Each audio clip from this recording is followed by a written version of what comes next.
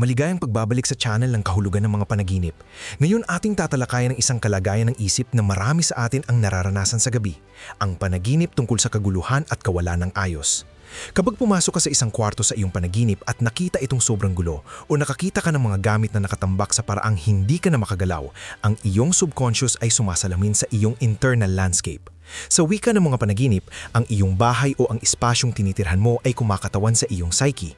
Ang kawalan ng ayos ay nagpapahiwatig na ikaw ay overwhelmed, na ang iyong mga prioridad ay nakakalat o nawawalan ka na ng kontrol sa isang partikular na bahagi ng iyong buhay. Ito ay isang visual na pagpapakita ng mental clutter at ang kailangang pag-aayos ng iyong mga emosyon. Panaginip na ang bahay mo noong bata ka ay sobrang gulo. Bumalik ka sa bahay kung saan ka lumaki, ngunit puno ito ng basura, sirang muebles o mga tumpok ng gamit. Ipinapahiwatig nito na may mga hindi pa nare-resolbang issue mula sa iyong nakaraan na nagpapadumi pa rin sa iyong kasalukuyan. Sumasalamin ito sa pangangailangang mangutin ang mga lumang sugat o harapin ang mga dinamika sa pamilya na matagal mo nang binabaliwala. Panaginip tungkol sa magulong opisina o lugar ng trabaho. Sinusubukan mong magtrabaho, ngunit hindi mo mahanap ang iyong mga gamit o nagliliparan ang mga papel sa paligid. Ito ay direktang refleksyon ng stress sa trabaho. Ipinapahiwatig nito na pakiramdam mo ay hindi ka sapat o hindi ka handa para sa mga gawain. Sinasabi ng iyong subconscious na ang kasalukuyan mong paraan ng paghawak ng responsibilidad ay hindi na maganda para sa iyo. Panaginip na sinusubukang ayusin ang gulo pero lalang sumasama. Sa tuwing may pinupulot ka, dalawa pa ang nahuhulog. Kinakatawan nito ang pakiramdam ng kawalan ng saysay at talamak na pagkabalisa.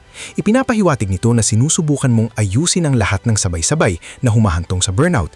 Ito ay isang tawag na mag-focus sa isang maliit na bahagi lamang sa bawat pagkakataon. Panaginip na nakulong sa isang magulong kwarto na walang labasan. Ang gulo ay masyadong malala kaya hindi mo na mahanap ang pinto.